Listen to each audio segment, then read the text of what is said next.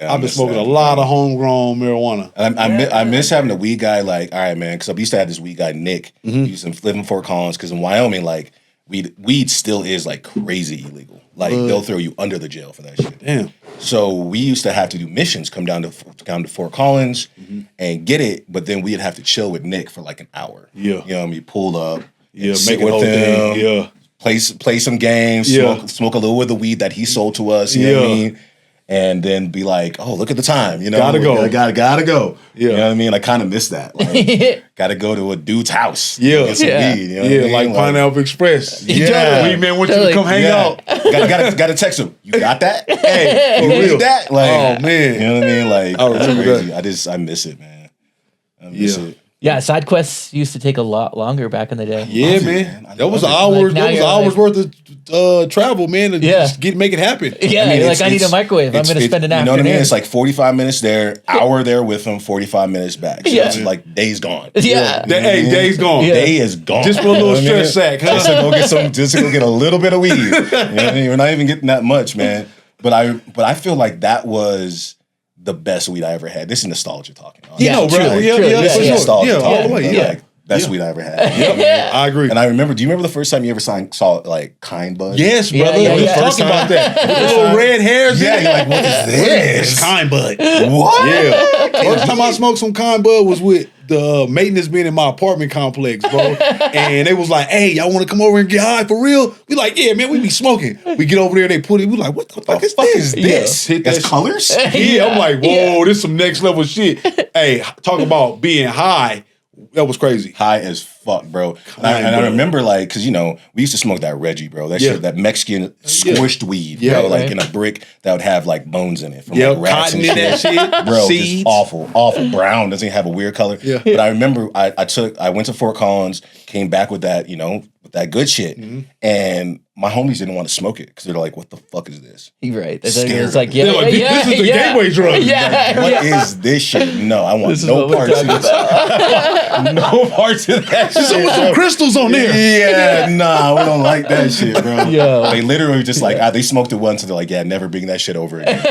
Never bring it over again. We'll stick to our fucking seeds, $30 a pound weed. You know what I mean? Like, half a pound of seeds in there. Yeah, it'd be popping on you. Oh, you know what I mean? Like, it was a whole process, boy. Like, who got to break this shit down? bro. We got a pile of weed, a pile of seeds. Yes. Popcorn, baby. That shit, what a time. Nostalgia for sure, though. Yeah, oh, the worst weed ever. I kind of miss it, man. Do they still sell Reggie? No. I don't think they. You got to just throw your own seeds in the backyard, man. Yeah. In a pot, see what it do. Yep. Yeah, because they're so. I remember the first time I saw like a brick of like Reggie, like it looked like a meatloaf. You know what I mean? Like it's compressed, dirty, gross, gross, disgusting. Yeah. I miss it though. I miss it. Probably a lot of Roundup on there. I mean, what do they put in our shit now though? No, yeah, they putting real fucked up shit in. You know what I mean? They putting that red dye number 5. Yeah. We got that Monsanto weed. You know what I mean? Like, what is this? Is this printer ink? Yeah, man, this that shit that's really get you going. Yeah. The fuck? All right, fuck it, I'll get it. $20? Yeah. It's in budget. Yeah. God, we can do that. I hate reality. Fuck it. Let's go, bro. And it's so funny because you go to the dispensary, you know, like being somebody like, you know, I'm not a native, but I've been here since longer than weed was legal. Yeah. Right. So then, like, it's so funny to see like weed tourists like in the dispensary. It's like, yo, I got to see, you know, what's on the menu, bro. Like, you know, I hate when they're like, "Do you want to look at the weed?" And like, "No, bro. No, what is it? It's weed. Great. Smell it. What's the price? Great. Let's go, I walked in bro. and said, "What's your cheapest weed?" I don't care to see it. No. Like every once in a while, it'd be nice to like, all right, you want to smell? I'm like, yeah, sure, I'll smell it. Yeah, It smells like weed. Yeah. That'll do the trick. That'll do the trick. That's the stuff. But then you got people that are like from fucking Wisconsin, pulling up.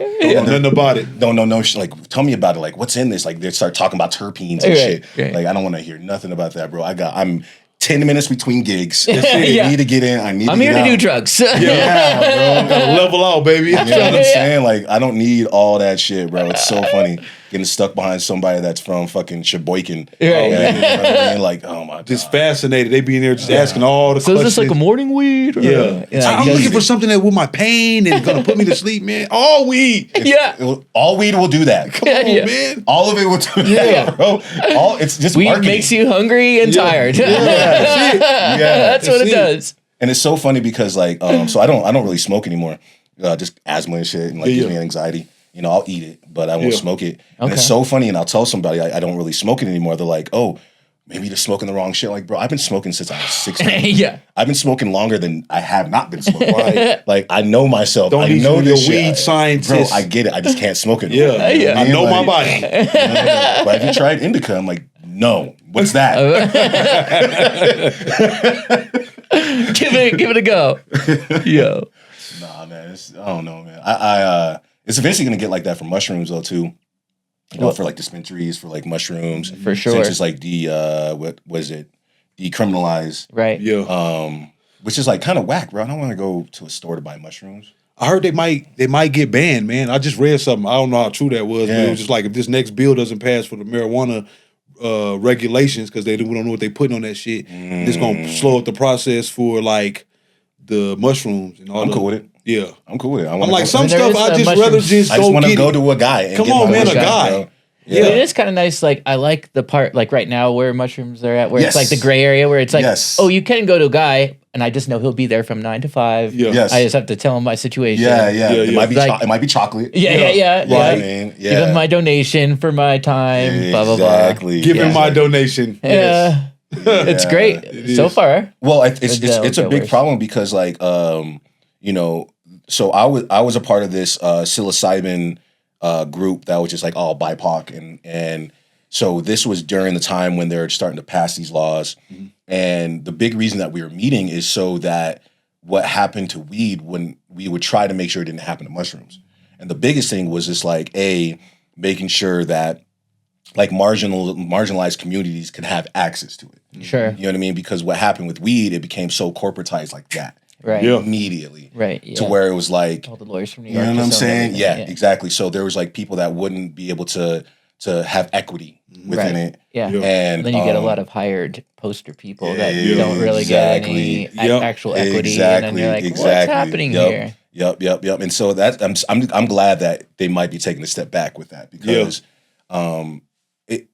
I know mushrooms are recreational and I use them recreationally though too, but like it's medicine, bro. Like For sure. that is like it's from the earth, and I think if you misuse it, that's when you get these stereotypes and misconceptions about that. You know what I mean? Where Sure. people are like thinking it's like dangerous and all that. Where it's like, well, yeah, if you take a hero dose, and Yeah. Right, yeah. go to fucking Red Rocks, Yeah. like yeah, you're gonna have a bad time, man. Yeah. And Yeah. then that stigmatizes the whole thing. Sure. You know yeah. what I mean? So but it's it's like like- everything. The lack of education excesses literally. with being, Right. you know, it's Literally. like y'all are drinking too much vodka or Yeah. taking Yep. too much Ambien or Yep. whatever. It's like, Yep. of course, something bad will happen. If you Yeah, take too much. I hope that, you know, it doesn't become what, you know, I'm fine with where weed is now. It's like the rabbit is out the hat, you know what I mean? Yeah. Like, Right. but I just want people to be able to use it the way it's supposed to be used because, you know, there'll be times where I use it and I'm just taking, I only microdose. I don't take like hero doses. Those days are long gone. But every time I take it, I have like a very different experience, like every single time. And I feel like if we turned it into this thing where it's just like, oh, well, yeah, you know, just passing it out at parties, which is like cool with me or whatever, but it'll get to the point to where there'll be so much misconceptions that it'll become stigmatized to the point to where people that could really benefit from it won't have access to it because it's just like, it's over there. Right. And I then think you're things just- like that get messed up when it's mass produced. Yeah, just like like get with like a weed. stepped on chocolate. Yeah, that's man. really just like All kind of crazy stuff, and you Yeah. don't know what you're getting. You know what I mean? Like, and I think that's my issue with the way weed has gone, right? Of just like, man, like to this point of nostalgia, it's like it was cool going to get it from the guy versus, yeah, this came from a lab with a mad scientist, possibly running around, hair sticking up all over his head, like, and some of this, and Looking some like of that. Nick, you know what I mean? You know what I'm saying? Looking like Yeah. Freakazoid in there, and it's just like, man, just give me a dime bag call it good, brother. of your best stuff, man. Put it in a bag. Put it in a bag. Yeah, I don't want a jar. Put it in aluminum foil. Yeah, come on, man. Put it in my hand, goddamn. Shit, let's get back. Just put it in my hand. Just put it in my pocket. I'll head on out. Yo, put it in some Tupperware. Hey, anything, bro. Napkin. You know what I mean? It's just wow, it's just bro. like, to that point, it just takes something that was just like, it was kind of special to where it's like, yeah, you got people just coming in just wanting to try it, just to try it. Yeah. Like, to give it a name like medical and then recreational. It's like, man, why are you making weed so divisive? Yeah. It's just weed, bro. Weed. It literally comes from the earth. Come on, man. You can go certain parts of Colorado, you can just stumble upon it. Right. You know what I mean? Yeah. Yeah. Have Have you ever stumbled upon weed? Never, man. Just like growing? Yeah. Crazy, bro. It's That's always fun. crazy. I didn't take it because I'm just like, I don't know what the fuck that is. Yeah, might be a little poison. I don't know mixed what with that weed. is, but A hybrid for real. no, it's just really fascinating to look at. It's a beautiful plant, bro. It's just a beautiful plant.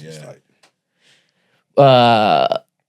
Old man gripes and nostalgia make me think about. I'd love to hear your.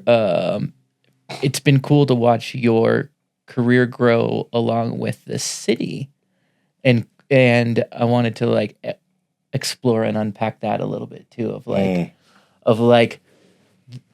we, as we're talking about like cannabis and shit, we didn't get a chance to like give our 2 cents on how that came to be. Right. But maybe in other regards of the city and the community, we do have that opportunity. Can you tell me a little bit about what that looks like for you? Because you've kind of, one of my favorite things about you while we're here, we chose all these cool people because we like admire them and we love these people that we want to chat with. And one of my favorite things about you is that you're just an artist through and through, and like your medium has been photography, fashion, videography, just imagery, colors. Mm-hmm. I just love that about you, and I love how Appreciate you that. just like make art with whatever is in front of you, which is super dope. Yeah, man. It's been an interesting journey because it's always just been about like just following excitement. Yeah, You know what I mean? Totally. Just I just got finished reading that Rick Rubin's book. Yeah, we talked about that on Yeah, Instagram. yeah. It's an interesting book in the sense that there are some gems in there. I think It's pretty bold calling it a book. Yeah, it's a massive book that is like maybe half full. Yeah. I told like it was just a collection of tweets. It's that were literally printed. just a collection of tweets, but I got a lot out of it. You know what I mean? Yeah, I tell you, they're great tweets. Amazing tweets. Yes. But it's one of the things I really took from that is every idea has to come from like this passion that will kind of drive you forward. Sure. And that's kind of been my view on life in general. And one thing I'm learning like as I get older, you know what I mean? I'll be 41 next month or fucking 2 weeks. And is that is very important, but the sustainability has to come from like a level of like discipline that goes along with that. You know what I mean? Yeah. Like the lightning in the bottle, you can't count on that all the time. Nah. Even though my career has been propelled by those like bolts of electricity, big you know what I'm moments. saying? Those Yeah. moments where I'm just like, yo, I can't stop going, but then having that level of like discipline that goes along with it. But back to what you were talking about as far as like what this, like tying that into the city. I think Denver is in a very, very interesting, exciting, yet like precarious position right now where opportunities that we never would have before, even like 5 years ago, 3 years ago, 2 years ago, are being presented to a lot of people that have been into like the fabric of the city. And that's amazing. But what goes along with that is a level of like responsibility that goes along with that shit. For sure. Because if you are going to be a tastemaker, whether you want to be or not, you have a responsibility to be like a good shepherd for the way that the city is going to go. Yeah. And so that can feel a little heavy in the sense of like, oh, I just want to create stuff. Well, it's like, you know, if you're just creating from a place of being completely selfish, it's good in the sense of you're going to create from a place of being liberated and not having outside influence and everything like that. But eventually people are going to want to digest that art. Right. And so what they take from that is you can have a little bit of effect on that. But like in that book says, it's like the audience comes last. Right. That's right. But we can say all that. We don't operate in a vacuum, Right. unfortunately or fortunately.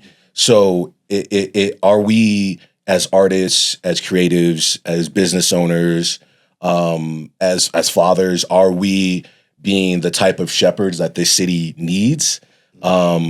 Sitting on this couch, I think we are. But I think what goes along with that is a level of responsibility because, there's more money in this city than there's ever been. We have bigger businesses and brands calling Denver home now, like North Face is here. You know what I mean? And what comes along with that is understanding that, if we want to be a part of making that art and working with these big companies or even smaller companies, we are determining the course of the city.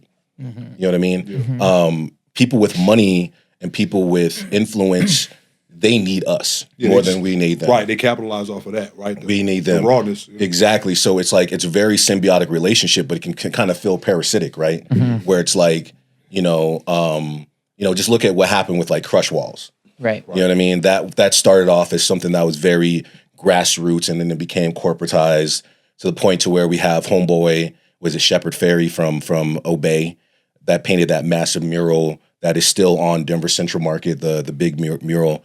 And, he got paid like $30K or $60K or something like that when the other artists got paid like pennies to be able to make stuff. Right. And so it's like when we have more and more of that type of stuff happening, we have to be responsible for, are we being the type of stewards for the city, or are we perpetuating more of like the rampant capitalism, like that is very like parasitic, like it's a responsibility, you know what I mean? Yeah, totally. And I guess Lance and I were just talking about being shepherds in regards to our families. Right. And it kind of is similar in regards to our community of knowing your flock and really knowing what what it needs from you.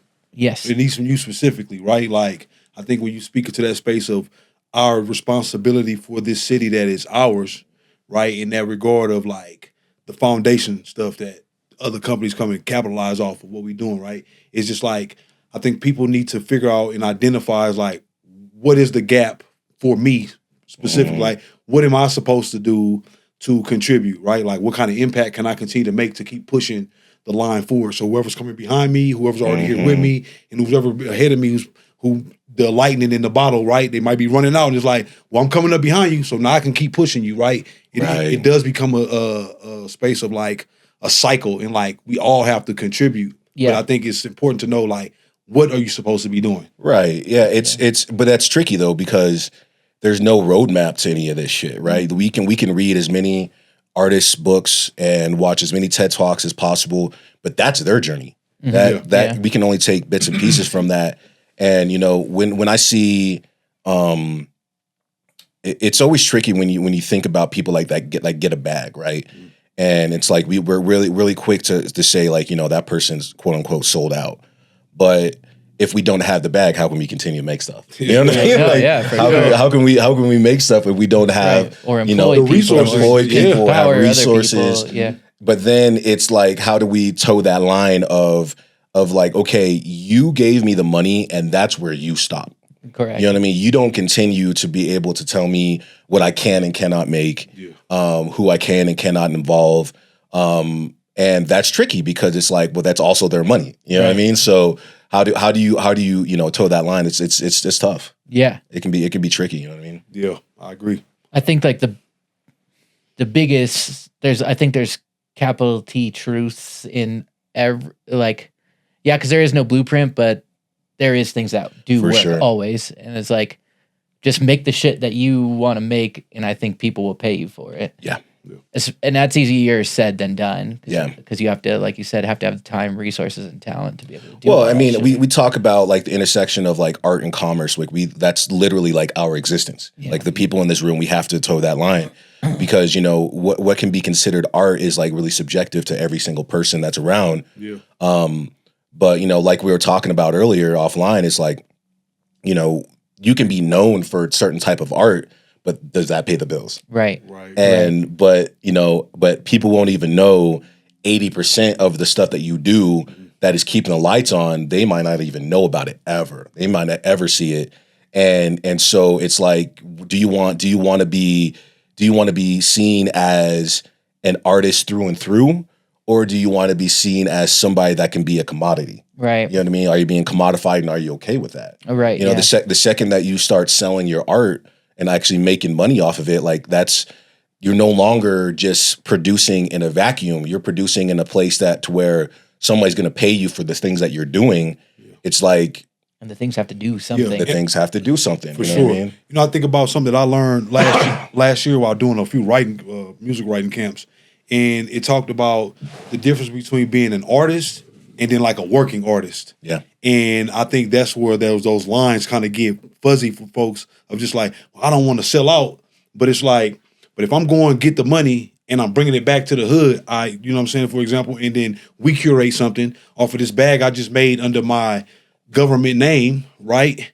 And it probably was a corporate thing, and it's probably something that we probably wouldn't even associate with. But if I could take those funds and then I filter or whatever, the resources, whatever knowledge I've gained, and I bring it back, I think that I know that's tricky for folks, especially us artists, right? But it's an important to know, like, you can be multi-dimensional when it comes to it, right? And then not feel a way about it of just like, well, this is me contributing. This is how I can contribute. Yeah. Like, I think about even in my house, right? Like, if I was just doing it strictly off of my artistry, I probably would have to send a couple of my kids to go stay with my mom. Right, yeah. You know what I'm saying? I'm keeping it a buck. Like, totally. So that I have to figure out other ways to provide and take care of while also still being true to myself. Yeah. Right. You know what I mean? And I think it's just a healthy balance of, you know, like you said, off camera, of just like, we don't have none of this stuff figured out though either. For real. Just doing it all off the cuff. For real. And I feel like there's no wrong or right way. There's just the way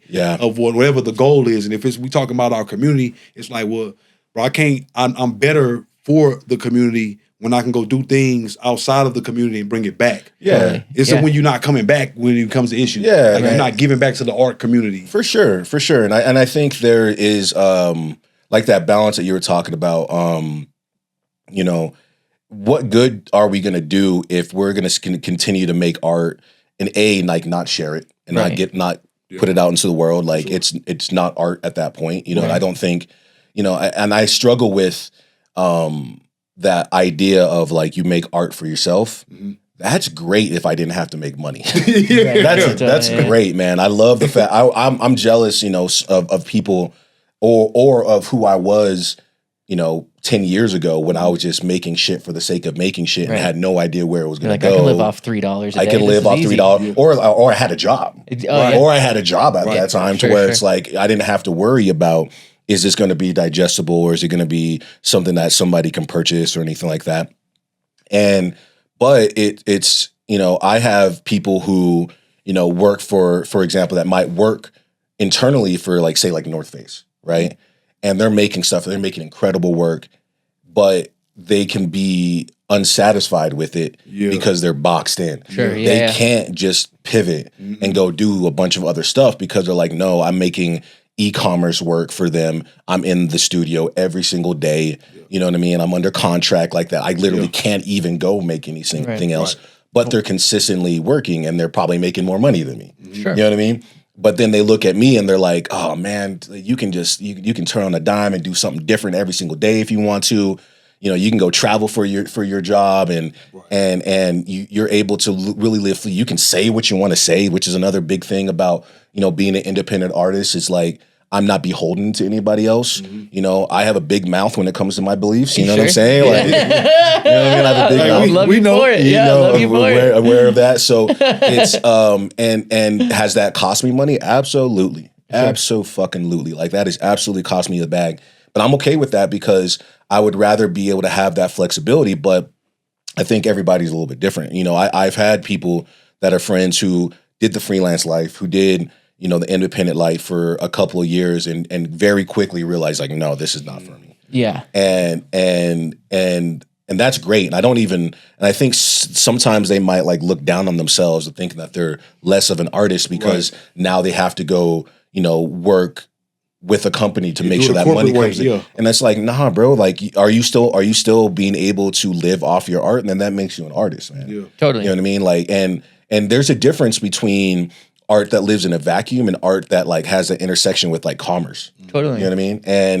And so I don't think there's any type of way to like look at somebody and say like that's the right way to do it. For sure. You know what I Yeah. mean? No. Agree, As long as you're 100%. stoked with the result. Yeah. As long as you're happy with it, then you'll be good. You know what I mean? And but we, like I said, we have a responsibility for it. Like I don't think, you know, like I mean, Charles Barkley was very famous of being like, I'm not a role model. I'm like, nigga, you are. Yeah. Like you are. You on television every single day, and You people can't look get up away to me. from that. Yeah, that's just a can't get away from selfish that. thing to say. Yeah, even though Yeah. you don't want that responsibility, the responsibility found you, man. Yeah. Like, and Yeah. so like people are looking at you and trying to see what you have going on. And there's a heaviness to that of like, For sure. I just can't be selfish about it. Like even if you didn't have any children, even if you had no responsibilities to other people, you have a responsibility to like be, you know, a really good steward for, you know, people that are looking at you. Yeah, being aware of what's going on around you and how you contribute to that. Like, whether if you just saying random shit, it's just like, you got to think about how that's affecting who may be watching you. Not the people you may not care about. We ain't got to go that far, right? But the people who are looking at you in admiration and they look at you to be motivated, and then you get on there and you be like, hey, y'all, fuck it all. Right. And now they like, well, damn, I was right there, but now it's over with. And it's like, it's just, there has to be a level of responsibility. Like, so I think about in rap music specifically, right? Like, I've had this argument on many occasions with people of just like, they're like, well, why you don't like such and such rapper? I'm just like, it's not that I don't like them. It's just about the message that you're talking, and it's about how you're talking about the hood and the drugs and the women and it's how you're going about it. Like, you're not even making it palatable, and there's no information in it to be like, there's another option. So just like, I can't let things come out of my mouth that could in turn mess up somebody else's life. Right. And I may be getting a check off of it. I may be like, well, me and my family, my kids ain't doing that. But the kids who don't have a role model as close in proximity as my kids do may hear me saying crazy, ill things and be like, oh, this the way. Look at him. Look at him. I want that. And what he's saying is probably how I get there. So I think there's just a level of responsibility within art, man, that, or just in things, whatever your talent, your gift is that you sharing to the world, like, you have to know that, like, yeah, somebody's watching me. Well, yeah, and when you look at, the people that get the most flack for, going back to rap music, the people that get the most flack for the messages that they're putting out there are the people that are probably getting the least amount of money from the messages they're saying, right? Yeah. Because even if you're like a massive rapper and you're making a whole bunch of money or whatever, you're not the billionaire label owner or label exec. For sure. Right. Those are the people that are really commodifying your struggle or commodifying trauma, especially like for Black people. Yeah. And they don't look like us. Hell no. They're not from where we're from. No. You know what I mean? And I think as you get older, you start to realize that there's like a vibrational thing that goes along with this, right? And I think that's why, people are very much in this moment, like looking at Kendrick and being like, you know what, we kind of need you right now. Yeah. Right. You know what I mean? Like Right. you're kind of saying the things that we want to say. Now he's also performing at the fucking Super Bowl. You know what I mean? Like, for the NFL that have all their own issues when it comes to like social justice stuff All like of that. So I thought they loved Black people. Stop thoughting and start thinking. They love Black bodies, man. Just like In them slave owners. seats. Yes, they do. Wow. But I think, in the moment, I think the reason that people gravitated so much to what he was saying to Drake is because even if people don't, I have people that don't even really fuck with Kendrick like that are just like cheering for him because they're just like, finally, we're removing that veil of inauthenticity of what hip hop should be. Right. Hip hop were for the rebels. Hip hop were for people that were underground, counterculture. That's right, man. Punk rock, A space for Very punk messages. rock. Exactly. Right. Yeah. And we very quickly, Got too cool. It became too mainstream. Yep. And it became one of those things where it's like the more that you can talk about things that are detrimental to your community, the bigger that you're going to be. Right. You know what I mean? Like Jay-Z is, for the longest time, was like my favorite artist ever. And so I started looking at things a little bit differently in the sense of like, well, you got rich off of talking about selling drugs. Like, just be real about it. Sure. Your whole thing was about selling drugs. You know what I mean? And then, but we look at that as aspirational of like, yo, you got out of the Marcy projects because you're able to use your ability to put words together to elevate yourself and get out of that situation, but you're still rapping about selling drugs, bro. You know what I mean? And still benefiting off of that. And I'm fortunate enough to have that context. Right. Do kids have that? Right. Kids don't have that context of being able to be like, you know, this might not be the best way to go about it. You know what I mean? And Pusha T's been rapping about selling drugs since forever. And he probably hasn't touched a drug in probably 25 years. Yeah. Right. You know what I mean? Like he's the head of Louis. You know what I mean? I've heard a lot of rappers even come out and say that of just like, I wish I would have came out on a different foot, right? Because now I'm in this bubble of gangster rapping or whatever the case is, and I can't shake it. In my reality, that's not what's going on. I'm actually taking my kids to school. Right. I'm actually, you know what I'm saying, going to the doctor. I'm working out. I'm not smoking. I'm not drinking. I'm not doing all these things. But since I've come out in that way, now you're pigeonholed. Yeah, I'm stuck here, right? To now to step outside of it is just a whole thing, right? So I think it's not like they're just scared because you can do whatever you want as an artist. That's right, but it's just like, but you're like, well, then I don't get my Maybach or whatever. Yeah, the money now. But also, like, rappers are not rich by no stretch. Like, there's like 2 rich rappers, if that, bro. You know what I'm saying? Like rappers that are actually making a lot, like that own those cars, that own the jewelry. It ain't just rap. You know what I'm saying? Right. You know what I'm saying? That actually, like, so it's like we're selling dreams to people with that with no context, and to people that are like, okay, that's aspirational. I want to do that, bro. You're not gonna do it. You're not gonna be Jay-Z. You are not gonna be Pharrell. Yep. You're not gonna be Drake. You're not gonna be Kendrick.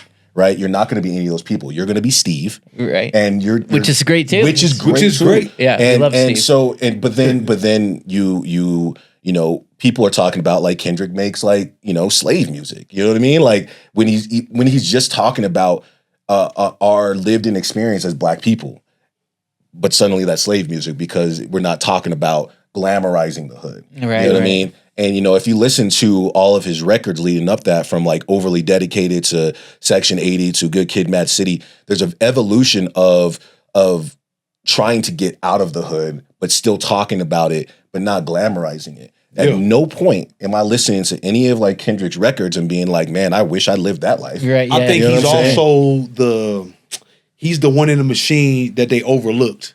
Right? Because high level, they would have preferred Drake to still be what Drake is because the money that he generates with pushing that propaganda and those things. But I think I was having a conversation with somebody who was like, you know, they was kind of letting Kendrick just get away. He was dropping real gems in this music and it was going over people's heads. Yeah. And it's just like, nobody's going to listen to that. Nobody's ever going to listen to that. Nobody's ever going to listen to that. And he kept doing it. And he kept doing it to where it's like, boom, now you got this hit record. And so even with him being in a space of getting to the Super Bowl, now guess what? The whole world gets to see him. And guess what? If they rewind that catalog, now you get to go decode all that messaging. Right. And it's just like, he's killed something from like a space of like almost like in the cut. Yeah. But was big as hell. But it was like, nobody's ever going to catch on to that. Right. Yeah. Well, this dude's been dropping jewels this whole time. Well, I think people, you know, we live in the era of inauthenticity, right? We live in the era where things are fake. We live in the era of like misinformation, disinformation, AI imagery. I had to talk to my mom about like, hey, don't fall for this AI shit. Oh my God. She's like, what do you mean? I was like, well, that thing that you reposted, that is an AI image. That is not that's not real. That is not Denzel Washington. That is That's not not real. legit, yeah. You know what I'm Denzel never saying? said that. No, and I think so many people are trying to like I've drawn a line in the sand when it comes to this shit. Like I think there are strong use cases for AI that we've been using before AI became a buzzword, right? Sure. Like within Premiere Pro, there's AI tools. Right, you know what I mean? And like, but now you're just giving access to everybody. Now we're calling everything. You can't even search within IG without them being like, do you want to use some AI? Just like find the person. Yeah, like, Like I don't want to. You can call it whatever you want. Just it find was the search person. yesterday, The real but person. AI, now AI it's search. AI. Yeah. But no, I've drawn a firm line in that, and I'm like, I have friends. You know, one of my best friends in the world, Jermaine Kelly, we ran track together in college. He's from Canada by way of Jamaica. And I call him like, he's my version of Tony Stark because like he's a futurist and he's always thinking about, you know, he was into crypto before crypto became like really, really popular. He got me into that. But we have these disagreements because probably to my own detriment, I'm just like, oh, if it's involving this certain thing, I don't want to talk about it. I don't want to be a part of it because I've drawn a line in the sand not because I don't see the benefit of it. Not because I'm being a hater type stuff. Part of it is me. I'm being it's okay. Not because I'm being a hater. It's just like I know what that could lead to. Sure. You know what I mean? If we are just going to continue to perpetuate this not thinking for ourselves and not doing our own work and not, people having to use Chat GPT to make grocery lists and shit. Like, what are we doing? Give me the ingredients in your cabinet. I'll tell you what to make. I got milk and cereal. Okay, get a bowl and pour the milk in it. Yeah. Breakfast. So like when we keep talking about this level of responsibility that we have as tastemakers, as artists, as business owners, as fathers, community members, that is a line in the sand that I draw because I know as a child of the 80s, nigga, I grew up on Terminator. Come on, baby. You know what I'm saying? We've been seeing this. We watched it all on Did we not see these movies, bro? Like, did we not see 1984? Did we not know, like, Philip K. Dick? Did we not know all this stuff? Right. Stuff that's been predicted for fucking centuries and for decades of, like, the direction we could go. And is that alarmist? Absolutely. I think you should be alarmed about the direction that our society is going in. Because if we are going to continue to take the humanity out of being a human being, where's the line going to be drawn? You know what I mean? It all crosses. It all crosses over. You know what I mean? Like, what does it mean to be human being? Like, I'm going to get the saying wrong, but like, a machine can't cry, so therefore it can't make art, right? So the human experience is what allows us to be able to make the art that we want to make, right? Totally, yeah. And you can tell when something was written by AI. For sure. Because it's perfect. Yeah. Right, yeah. Because it's flawless. But human beings are fallible. Right, we make mistakes. Yeah. And that's where it comes from. There should be imperfections that go along with it because that's what makes us human. But the more and more that we allow ourselves to quite literally feed the machine. Like you go on Twitter, you can just go to Gronk and be like, I want a photo of Josh Allen, smacking, Lamar Jackson across the face, and they'll pop it out and just make it for you. Well, you're training the machine to be better at making images look better. Right. Now, like, because in the past, you were able to look at an AI image like that's AI. Right. Now it's getting harder and harder. Yep. Even somebody like me that's like actively looking for that shit, I'm like, is that AI? Right. Might be. I don't know. So like, it's like we have to get to the point to where, going back to what we were talking about, like having that responsibility of like, eventually we have to make a decision that we're not willing to allow these things to perpetuate into our art specifically. Yeah. Now I think there's use cases for AI for sure. Without a doubt. I've used AI for sure. Yeah. Like I'm just talking about like generative AI when it comes to art. Like we're not talking about replacing the human and the need. You're using it as a tool. That's it. Not in the need for us to connect and create and be inspired and feel. Like you said, if it can't cry, then it ain't, Yeah.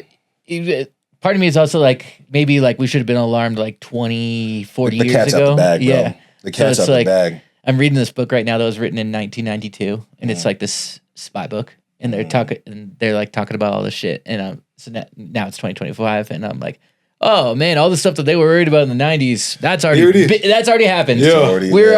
We are fucked. So next chapter, you're gonna write another one. Can you tell us we'll read it? This time we'll read it, I swear. Bro, I mean, there's crazy. So like a book that's becoming very popular now is Parable of the Sower by Octavia Butler, written in the 90s. You know what I mean? And she quite literally predicted a sower, like a sewing machine sower, SOWER. or like planting. Yeah, sewing.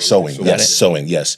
And she was Afro pessimist, Afro futurism. I'll talk to you about it later.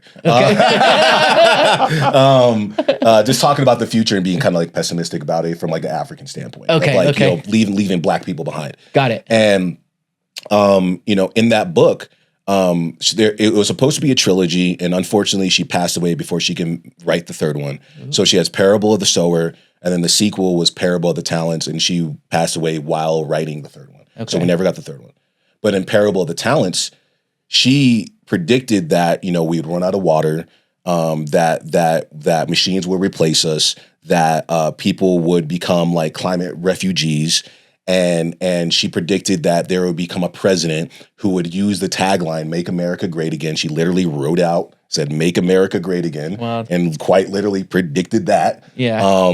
And so we don't have to rewrite these books because they are already there. Yeah. We already saw it. I would just say, like, as a guy who grew up steeped in religion, like the Bible did that first. Literally. Yeah, already. So then one part is like you could read it and be like, we're in the end times, or you could read it and be like, oh, I think generationally, every generation when they hit around 30 or 40 or start believing they're in the end times because Yeah. you're phasing out naturally yeah, because you're physically there. So your reality is hitting the end Absolutely. times. And I don't it's like the youth is probably seeing this shit like, yep, that's what we're in, so I'm going to use It's this the best fine. way that I can. And people call her prophetic. I don't think she's prophetic. I think she's just paying attention. Sure, You know what I mean? I yeah. think You she can just- call it what you see. Yeah, she's just paying attention. But yeah, I think we have to get to the point. So going back to putting that art in there. Mm-hmm. So there's a movie that is getting all this like award show buzz called the Brutalist.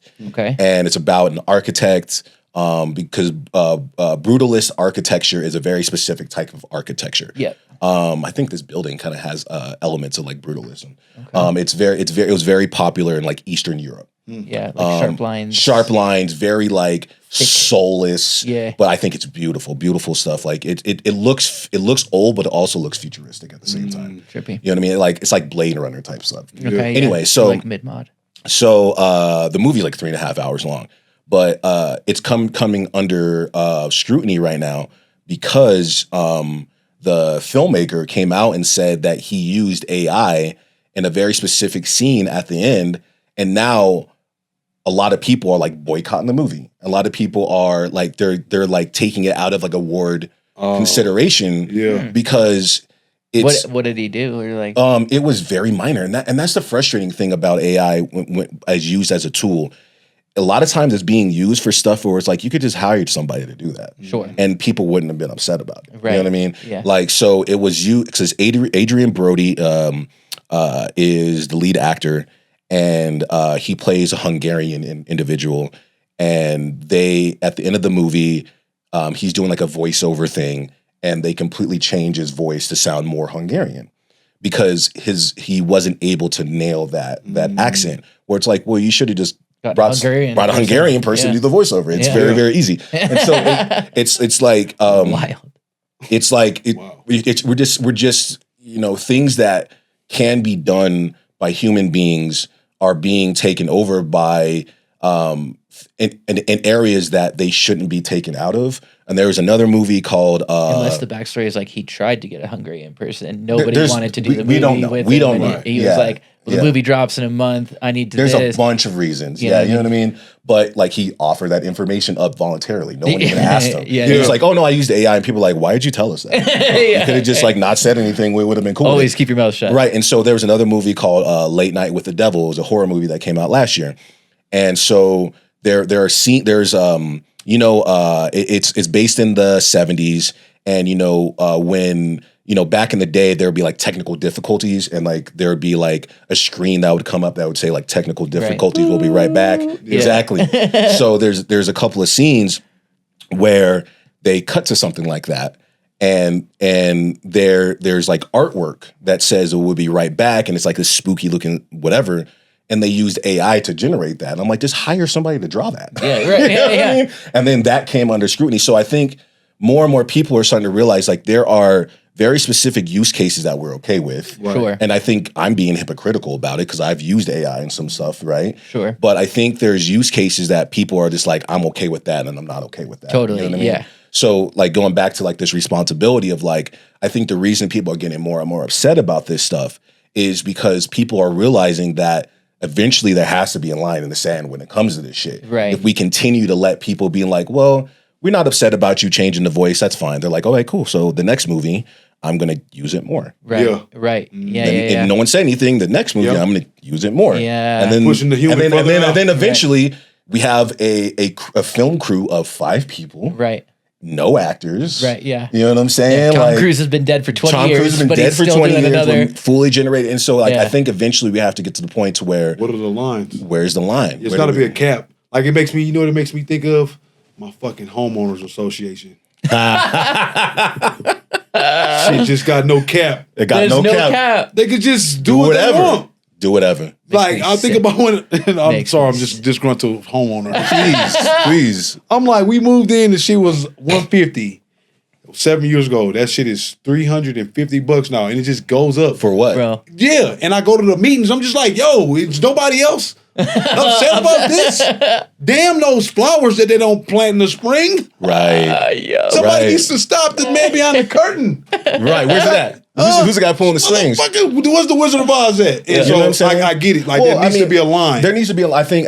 You know me. Like, don't let me get on my fucking soapbox about politics or whatever. But we got it. We got Next episode. shit is crazy right now. I don't want to get too political about shit. But when I think with Black folks, we have been telling people for a long time that certain things would happen because they're happening to us Already, right. And so it's like, hey guys, you should look out for these things because eventually it'll come for you. Right? So what's going on right now with immigration and ICE, and they're coming and snatching up kids out of schools and shit like that. Right. And a lot of Black folks are like, well, that's not my problem. I'm just like, well, do you think that fascists will stop there? They don't stop there. They keep, if you let them take an inch, they'd be like, I bet we'll take that liberty away. We'll take another one.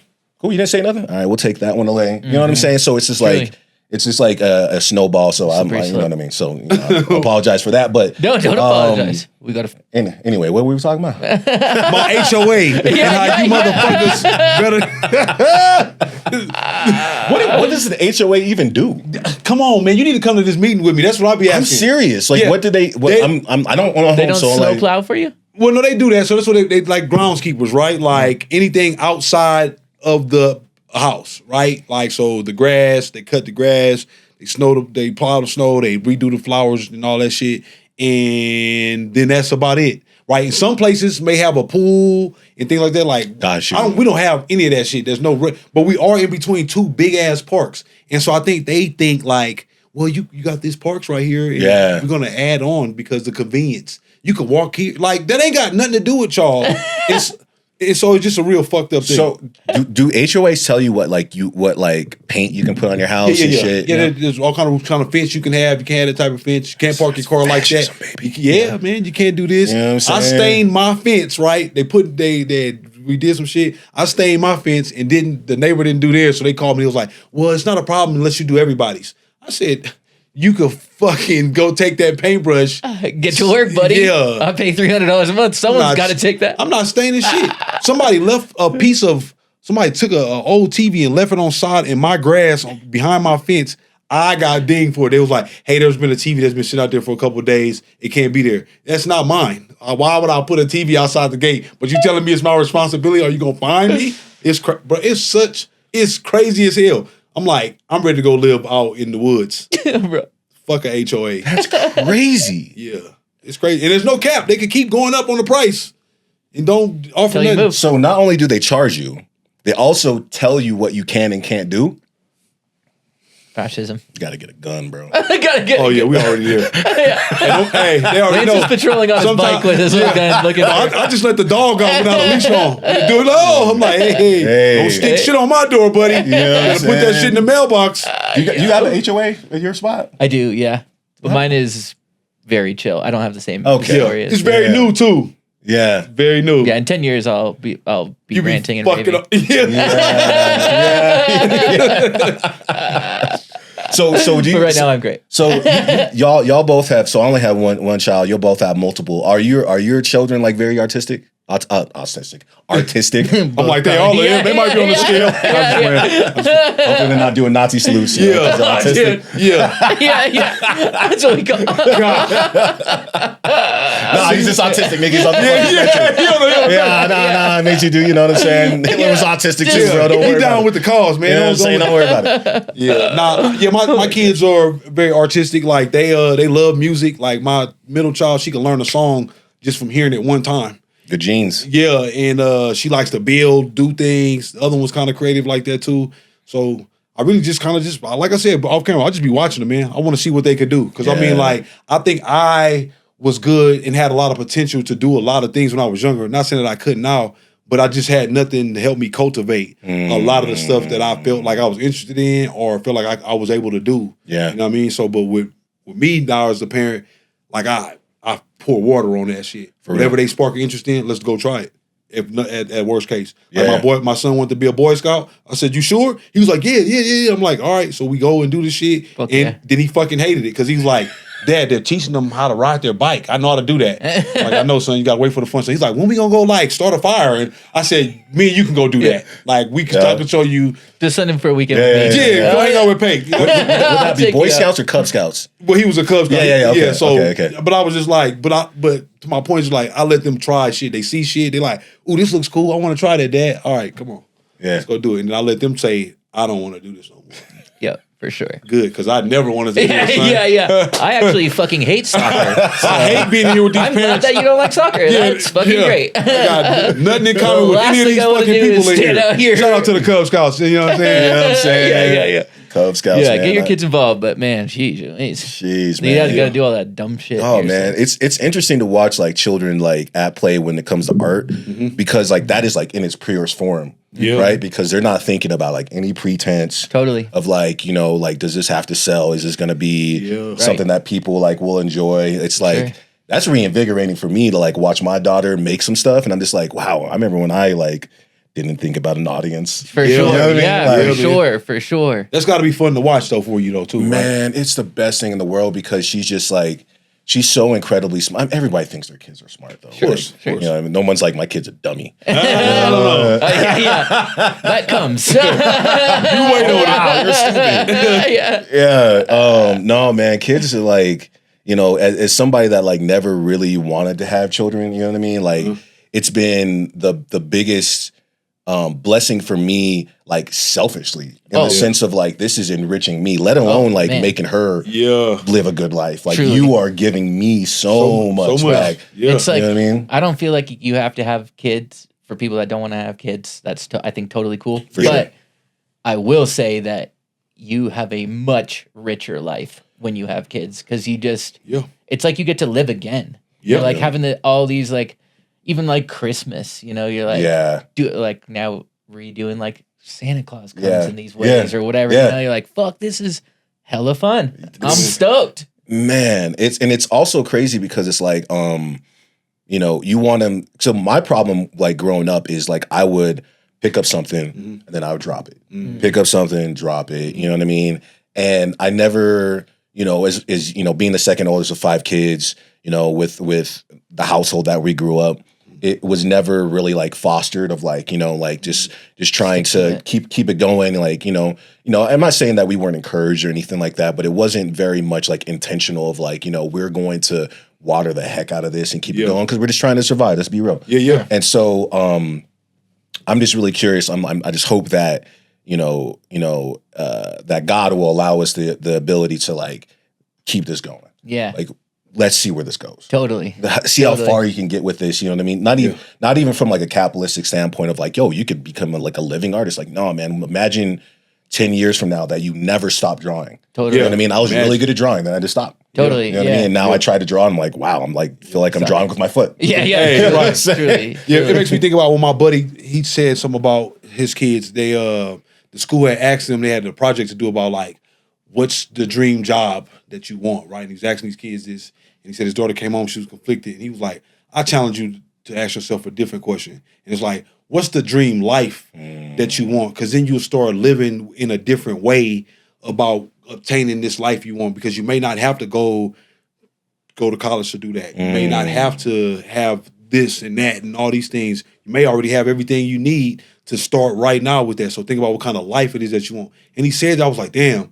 And now it's like, I push my kids in that way. And I also look up at them in that way of just like my oldest, when she's done with high school, she's probably going to be done with college. Yeah. It's going to be school's going to be over with her. She's like, I survived. I ain't got to go to college. Like I had to go to grade school. Nah, I'm done. So I'm just like, all right, Melinda, you need to start thinking about other things that you can do, right? Like, what are you good at, right? Like, because you can probably get those type of jobs and things like that. Or maybe the ones that you want, you might have to go get a degree for it. So just knowing that of just like pushing life on a kid versus like propaganda of like go be rich and famous. Right. That is the best part about being like a artist parent. Yeah. Yes. It's because you have a more freer perspective of just like, yeah, do whatever the fuck you want. You know? Yeah. Don't you see me? Yeah. Don't you see me? Obviously, money's not that. I still don't know what I'm doing. Yeah. Yeah. It's like, do people love you? Yeah. Are you fed? Yeah. Got good village, good Totally. people. Well, Yeah. and also like being an artist, you are very much forced into community. Oh, You're yeah, very without a much doubt. forced Totally. to to foster that, and so you really, really appreciate that, and so that's something that we can put on our kids. My question for y'all, did when people ask me what did I want to be when I grew up, when I was a kid, I don't think I ever really wanted to be anything.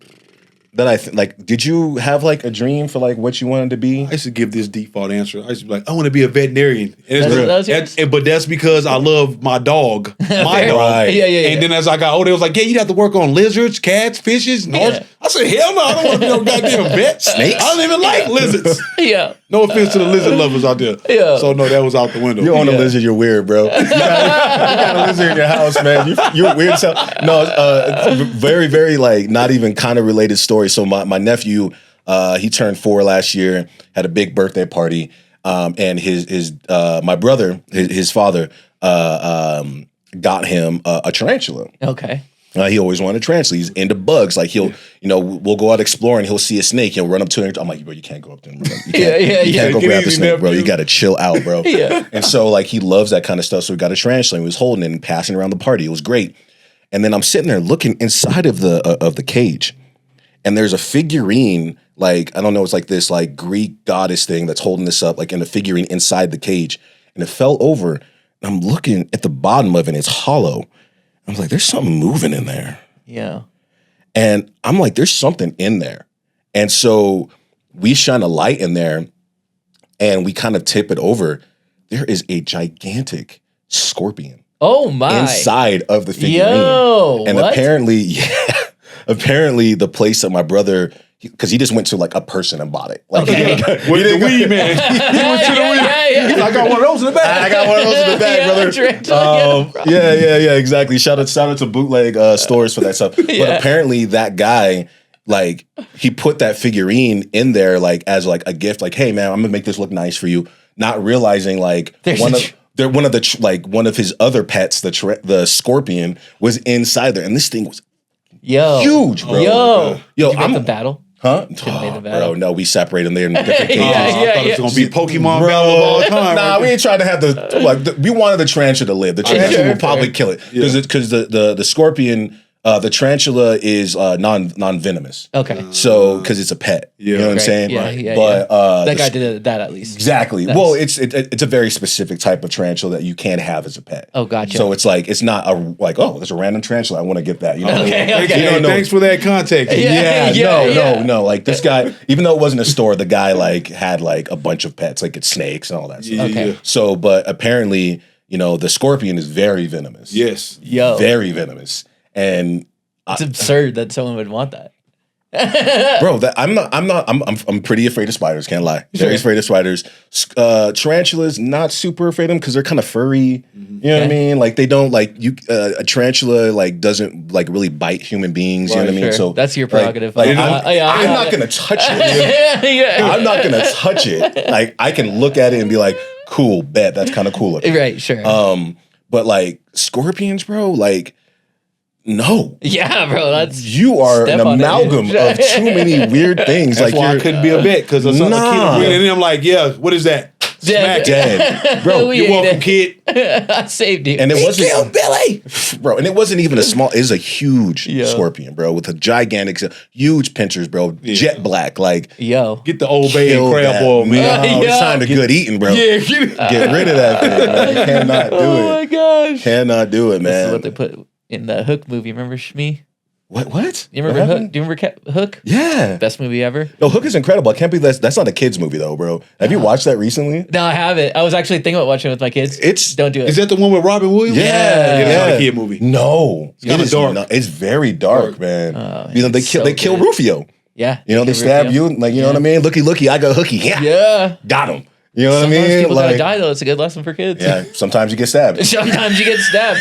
Choose wisely, Yeah, please. think Choose about if wisely. someone's challenging you to a duel. Think about Never, it. never go to Neverland Yeah. and turn your back. Neverland, Yeah. bro. Like wild, crazy. No, Yeah. no, it's an incredible movie. Like I'm not saying it's not for kids, but you gotta like. I watched it again recently. I was like, oh, okay. This is some I'm gonna fucked up wait shit. a little bit to show Ava this. Yeah, this movie, I tried you to know show what my kids the Wiz, man, and when they were younger. Scary. What? And I'm sitting there watching it with her. My daughter's like, Dad, I don't want to watch this, man. Yeah. You see, we're in the subway and the walls start moving. You know, the Wiz was like, Yeah. it's the projects. You know what Yeah. I'm saying? So I'm like, yeah, maybe we should watch this.